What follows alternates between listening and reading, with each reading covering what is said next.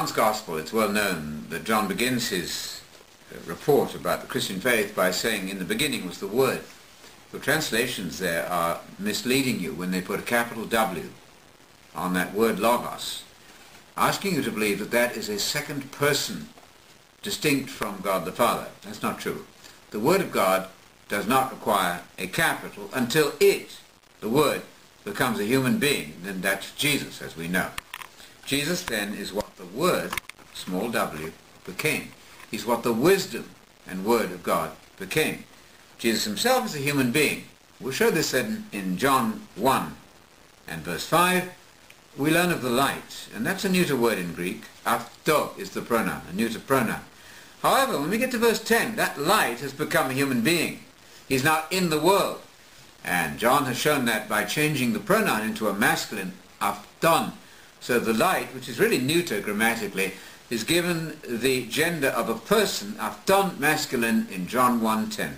This shows the transition then between the non-person light, the non-person Word, which has become a human being in John 1:14. The Word became flesh.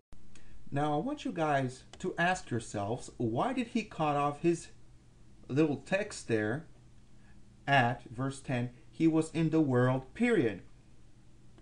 Perhaps it is because he didn't want to continue where it says, and the world came into being through him. Okay? Now notice the Greek word here, okay? You see, you following? Notice the Greek word here. You following?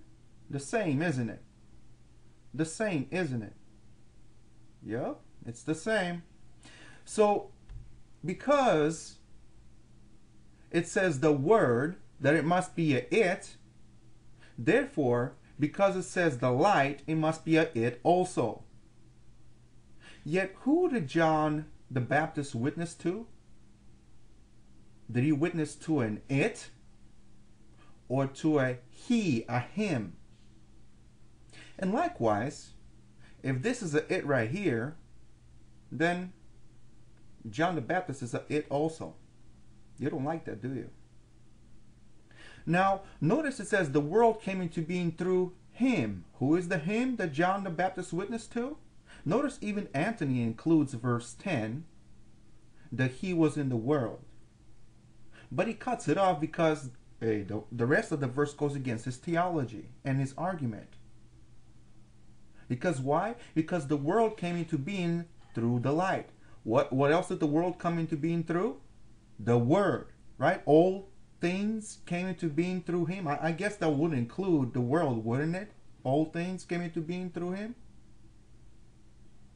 You see? So his argument, put in other words, is like this, in my mind.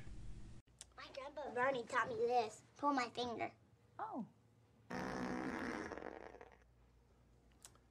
Double dose.